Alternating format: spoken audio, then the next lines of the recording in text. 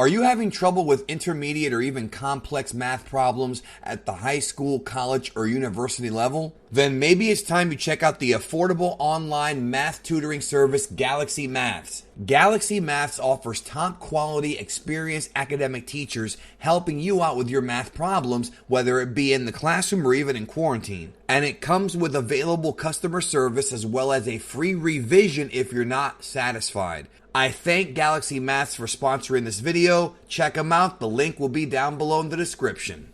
Star Wars The Clone Wars, it's over. Season 7, Episode 12, Victory and Death. This is my review on the episode. We are going to go into spoilers if you have not seen it, of course. And if you're wondering how I was able to get my review up so early, it's because I was able to watch the episode early thanks to NordVPN. If you have a VPN service, use it, and you can access foreign servers and log into your Disney Plus account and watch these episodes early before they air. Now, I want to make it clear, this video is not sponsored by NordVPN. I do have some sponsored videos on my main channel, Geekdom 101, that I've worked with them in the past, and the link to download NordVPN will work here as well. So I'll leave a link down below for you to check out NordVPN and get a huge discount on it. I think it's 70 or 80% off.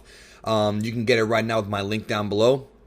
So you can use NordVPN to watch episodes of the same streaming services you always use, Disney Plus, Netflix, all that stuff, but you just got to log into another server in the East. I use New Zealand in order to watch the episode. So anyways, let's get to the episode. This, of course, continues the story left off in the last episode, and I can tell you this, that I do feel like now after watching it, I do feel like it would have probably been better to put these two episodes together into one big finale, or maybe the 4 last episodes into a movie. I think if it wasn't for the pandemic, it would have probably been smart to take these last 4 episodes and put them in a theater, maybe for a limited run, maybe just, 3 or 4 weeks.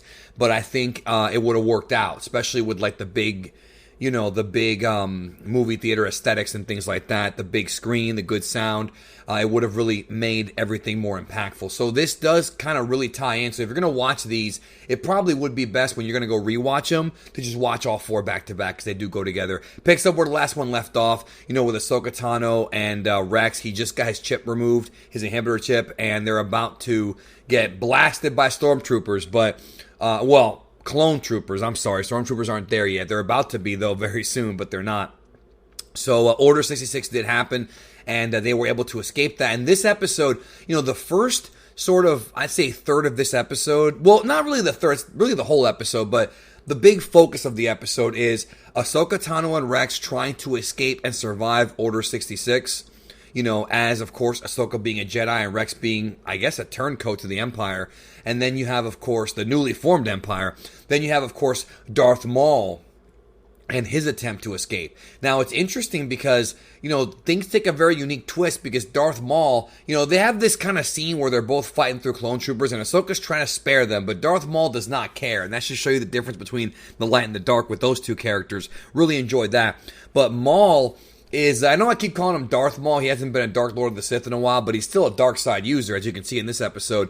He gets into the bowels of the Star Destroyer, I guess, of the ship, and he knocks out the hyperdrive. And that ends up being sort of a problem because Rex and Ahsoka cannot just blast their way out of here, using hyperspace, or can't even get out of the ship that way. They're kind of stranded, and that kind of becomes a different problem they have to deal with. So I did like how they sort of set it up so that Maul actually made it worse without really intending to. I think that was good stuff. And about midway through the episode, Ahsoka comes up with this plan because they get, they do this fake capture and all that. And the whole thing is, Rex tries to convince the clone troopers that, Ahsoka's not a Jedi. She was a Jedi, but she left the Order, which is true. But the clone troopers don't seem to care. I mean, they feel like it's still treason, and which is kind of weird because they're programmed to kill Jedi, and technically she's not a Jedi, so there is truth to that. There was no lying. And we have this scene where, Maul tries to escape on the ship right as this is going on. He starts flinging like stuff at Ahsoka to stop her from stopping him because he only cares about himself, and that's kind of been the whole story of Maul since he's returned, is that he only really cares about himself, and that would go on into Solo, and then of course into Rebels as well. That's all he cares about is himself, and I like that because that's what the dark side's about. But Ahsoka really shows off her power because she pretty much tries to block. Like, he's escaping on a ship, and she's using the Force to hold on to the ship. You know, like what Rey did in Episode 9, which we've seen them do before. It's not like it's just a Rey feat. But, you know, most recently, that's when it was done. It was also done in a few other episodes. But here, you know, she's holding back the ship. But basically, the point I'm trying to make is she eventually lets go because she can't do it, and then Maul escapes. She can't just... She couldn't hold him. You know, that's it. They got to find a different way to get out. But the reason why that's important is because, you know, shortly after in the episode, you know, Ahsoka and Rex are fighting off these clones. And then, like, the ship pretty much explodes as it's kind of crashing down in the atmosphere. It explodes. And he's in the ship. He's in a ship to escape. But he could have just escaped. He could have just left right then and there. But instead, he went back to go get Ahsoka.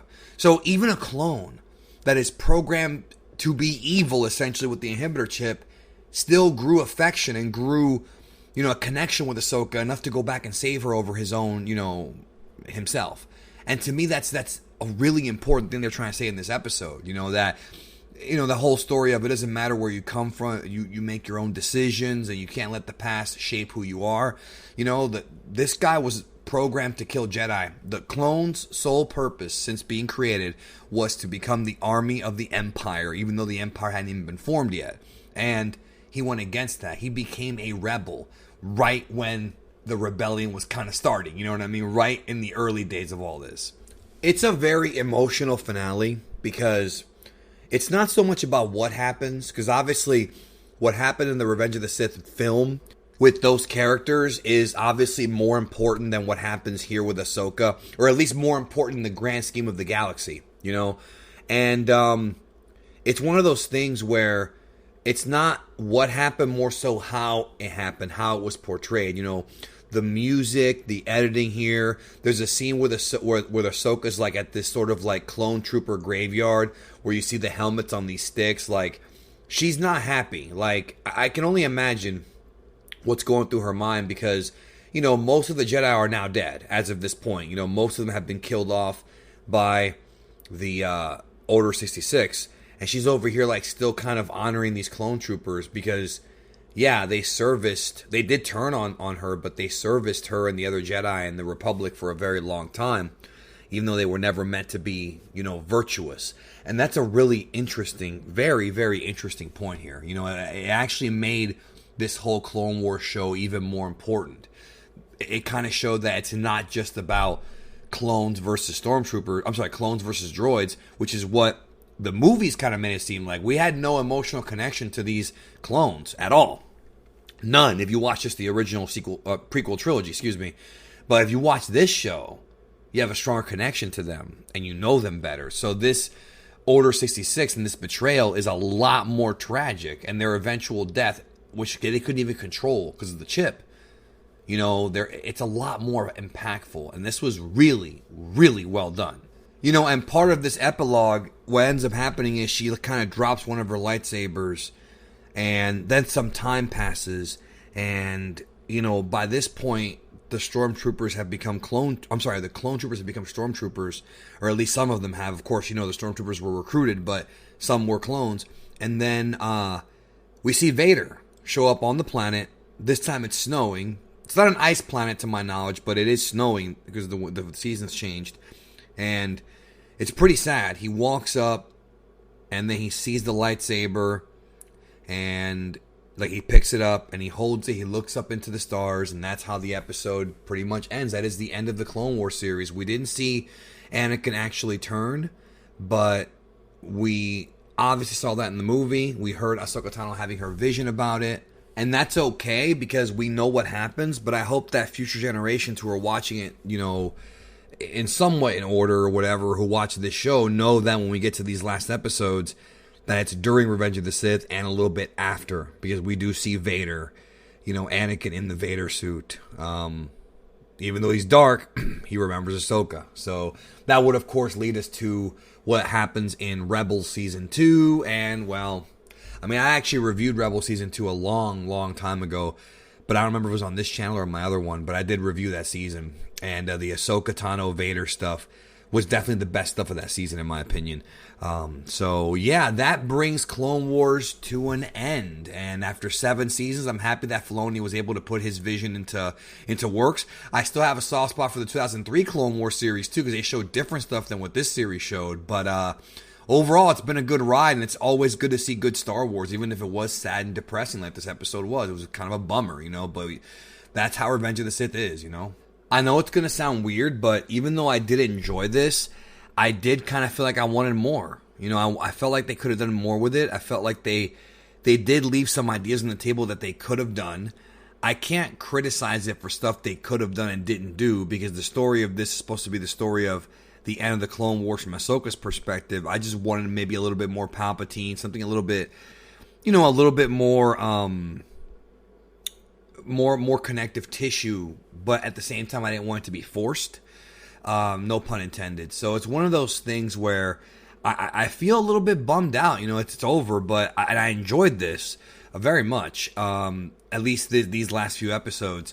But I can't help but feel a little bit disappointed, honestly. I'm a little bit let down because I was kind of hoping for more, but maybe we'll get more, because the Ahsoka Tano character is definitely not done. Even though I'm not a huge fan of the character, I wish I could see and know, okay, what happened after this? What was Vader doing? I'm just curious about what was going on during that time period before Rebels. But whatever, it is what it is. Good finale, maybe not the best finale ever, but I enjoyed it for what it was. It definitely made me feel sad, and it made me feel those emotions that you're supposed to feel. So for that, I can't knock it. Could they have done more? Absolutely, but I felt like it was pretty decent. Thanks again. Hope you have a great day, and let me know what you think in the comments of Clone Wars finale. I'll be doing a whole season recap very soon. Thank you for watching, and we'll talk soon.